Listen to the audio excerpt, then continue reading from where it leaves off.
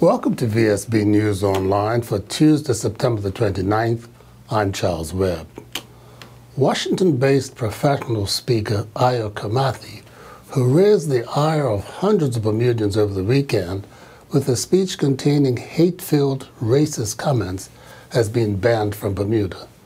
Home Affairs Minister Michael Fay last night ordered him placed on Bermuda's stop list for condemning homosexuality and interracial marriage. Chris Lodge has more. According to the Royal Gazette, the presentation on Saturday, organized by Bermudian David Tucker, was billed as an educational speech about African history. But the subject veered off to include claims that homosexuality originated from white Europeans, along with other forms of sexual deviance, including child molestation, bestiality, and interracial marriage. Last night, Immigration Minister Michael Fay issued a statement with respect to Mr. Kamathi, also known as the Irritated Genie. He said Mr. Kamathi had conducted himself undesirably, that the American national's comments were entirely offensive and propagate hatred and messages of intolerance and discrimination, adding that the American had been selling promotional material outside the scope of permission for his visit. Senator Fay saying, as a result of our inquiries, I am of the view that his comments are highly offensive and that he is not the kind of person we want to visit Bermuda. Meantime, the Human Rights Commission says it has received formal complaints relating to the speech, the commission saying it could not comment directly on the issue at this time as it was currently investigating the matter. And management of the Liberty Theatre, where the speech was made, has heavily criticized the presentation, which infuriated large sections of the community. A spokesman saying, "We had no idea of the content of this speech. We deeply regret that they upset people. We had no idea they were going to be talking in that way." A poster for the event had carried the banner, "African History and Culture Come Alive." We are told Mr. Kamathi left the island late yesterday. I'm Chris Lodge, VSB News. Last night, the first night of the two town hall meetings regarding same-sex marriage took place at the Berkeley Institute. The room, which seats over 300 people, was full of people from every sector of the community. Adrian Smet has this report. In a packed hall, the Minister of Community, Culture and Sport addressed the crowd first. She said in May of this year she was presented with a petition requesting the government consider implementing legislation to give effect to same-sex marriage. So she tasked her ministry with gathering information that could be used as the impetus to engage public discussion on the issue. She then welcomed her technical officer, Jane Brett, and policy analyst, Clyda Pitcher, to make a presentation which lasted about 25 minutes. The floor was then opened up for discussion. Moderator Aderonka Badamosi Wilson prefaced the discussion with some ground rules about how she wanted the meeting conducted, and most importantly, she stressed she wanted it to be respectful, for speakers to not use hateful rhetoric, and for those listening to be respectful regardless of personal views and if they disagreed. When the floor was open to the public, the people who came to the mics were from every background possible: black, white, religious, non-religious, Bermudian, foreign, gay, and straight. The 2 minutes speakers were allotted ranged in points from being against same-sex marriage for economic reasons, stating same-sex couples can't have children and therefore can't contribute to the population, to Bible quotes, to statistics negating the imbalance in the economy, to ministers agreeing it is a human right and same-sex couples should be able to be married, to those stating that it is against God's will, against the Bible, and just not right. Further people got up to say that they were highly religious, and they believed that although same-sex couples should have the right to be married, they shouldn't be forced into their church if the pastor did not agree to it. Personal pleas came, one man getting up to say that next year he is getting married to his partner of 9 years, but it won't be in Bermuda. Not one of his guests would be staying in Bermudian hotels, not one would be eating at Bermudian restaurants, and not one would be able to go back to their homes and brag about how gorgeous Bermuda is. A woman got up saying she had lived a life perpetrating as a straight woman for 25 years, and she was done hiding. She wanted to be married to the woman she loved, in the country she loved. Mothers, teachers, religious students, all of these people had something to say on the topic. And more wrote on cards which the moderator read to the crowd. Cards stating, "Is there no separation of church and state? What does God have to do with my human rights?" And much, much more. In the end, though, the conversation was exactly as the moderator had wanted it, respectful. The minister finished the meeting by praising the participants for the honest discourse, saying it gives her personal comfort that as a government, we are doing the right thing to bring this issue to the fore and to receive the feedback from the community in which we live. For one last time, for VSB News, I'm Adrienne Smatt. Despite reassurances that the island's entire energy infrastructure is going to be redeveloped as government seeks to end the Belco monopoly and open up the field to competition and alternative sources of power, the average citizen is still concerned it will all lead to a major hike in the cost of electricity. Minister of Economic Development, Dr. Grant Gibbons, thinks these fears are premature. We're hoping to be able to open the door to what are called independent power producers who may want to set up a facility using liquefied natural gas, for example, or we are talking about, for example, a solar utility down at the munitions pier, which some people call the finger at the airport. That could provide maybe 15 to 20% of our peak load. So you've got a lot of sort of possibilities that are going to be opening up in the next couple of years. We're not there yet. We're still obviously reliant on Belco, and they do a very good job. But I think in terms of reliability and sustainability, but going forward, I think we want the idea of some competition and also the prospect of allowing much more use of renewables, because Bermuda most of the time is a sunny place. And we're seeing, as technology changes, storage and all kinds of things coming on board. So this will provide a lot more flexibility. And I think the whole point behind this is to have the lowest cost, affordable but sustainable energy sources for Bermuda, both residents and obviously the commercial side going forward. I think it's a little unfair to say there's an awful hike coming. The Energy Commission have had a rate request from Belco, and it's been the first rate request in a number of years. Since 2012, I think, was the last one, if I remember, a little before my time. But in that sense, the job of the Energy Commission, which will soon be overtaken by the Regulatory Authority, is to look at a rate request and see whether it's reasonable. That doesn't mean that they have to agree to the request. They can come back and say, we think we're prepared to do part of it, we're not prepared to do any of it, or we're prepared to do all of it. So they have the independence and the flexibility to be able to do that. But so far, they're looking at the situation as far as I know. They keep the politics out of it. That's why we have an independent Energy Commission, and why we'll have an independent regulatory authority looking at it. But so far, there's been no decision made, and as far as I know, there's been no indication from the Energy Commission as to what they will decide to do. So all this is premature. After intense negotiations involving the Bermuda Civil Aviation Team and the Bermuda Tourism Authority, United Airlines has announced it will be reinstating its Newark-Bermuda flights on Monday, Wednesday, and Friday, starting on November the 20th. Brian Darby has the details. The airline will operate 3 flights per week, Monday, Wednesday, and Friday. The flight departs Newark at 11:38 a.m. and arrives in Bermuda around 2:52. The return departs Bermuda at 3:50 p.m. and arrives at Newark at 5:25. In 2014, United Airlines chose not to fly to Bermuda during the slower winter months, opting instead to utilize its aircraft in markets that were in peak season demand. The Minister of Tourism, Development and Transport, Sean Crockwell, said that having obtained feedback from the international business and tourism sectors, it was determined that convincing United to return to Bermuda this winter was essential, and that having flights on Mondays and Fridays was especially important to the international business community. It also ensured continued employment for local United employees. General Manager of the L.F. Wade International Airport, Aaron Adley, added that feedback from the tourism and business sectors was key in determining the importance of having the United service reinstated for the winter months. Airlines have been making winter scheduling adjustments for their Bermuda routes over the past few years in response to this passenger numbers. That's why it's important this flight and all our winter services improve year after year to ensure that we maintain our desired level of flight services year-round, he said. Brian Darby reporting for VSB News. A pristine island in the Harrington Sound is about to become a living classroom.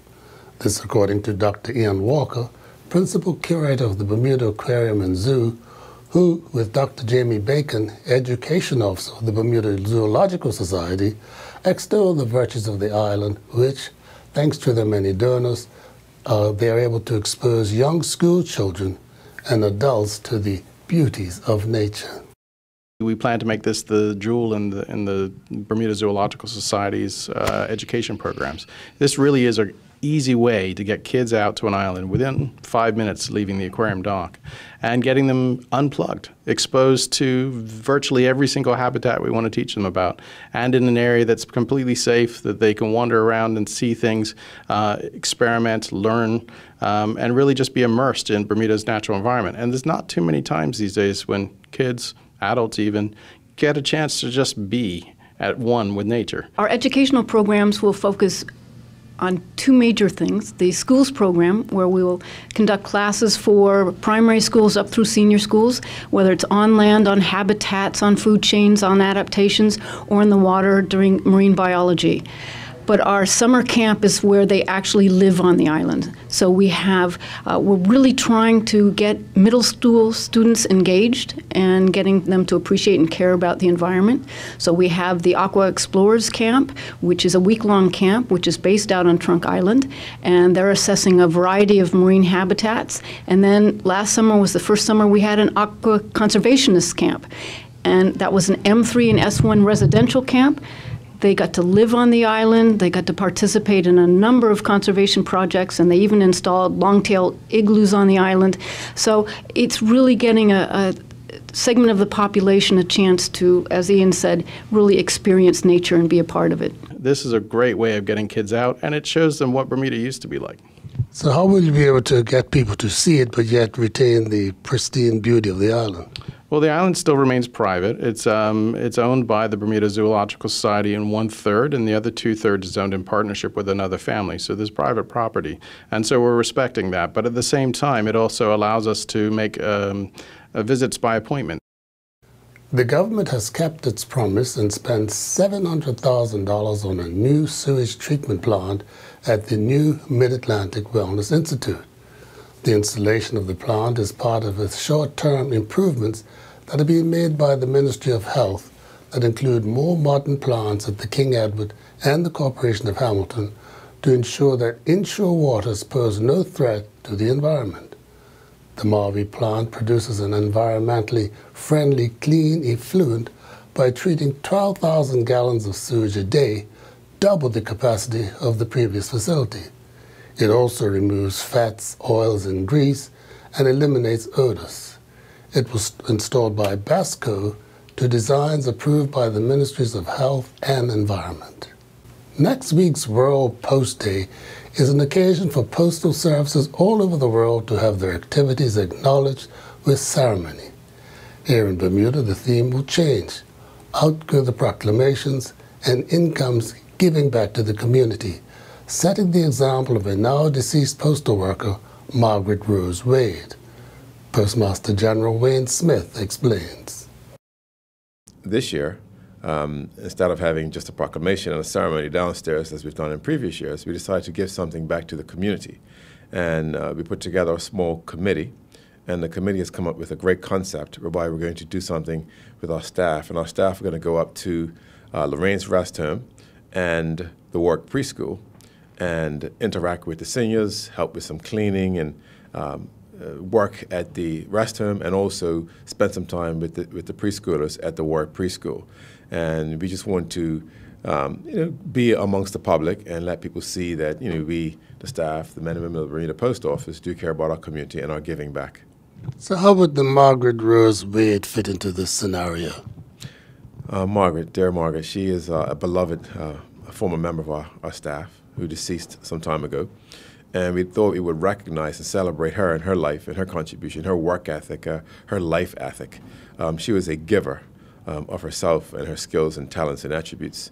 And she would cook for us, for the preschoolers. She would feed children at school on occasions. She was just a very well-liked member of our staff.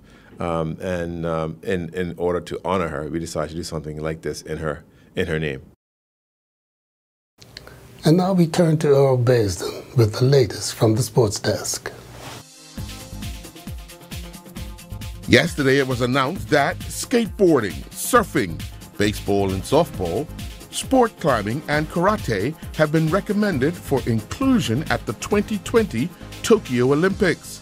The 5 new sports would take place over 18 events and include 474 more athletes to the Games. 8 sports from a total of 26 federations were shortlisted, with bowling, squash, and wushu missing out.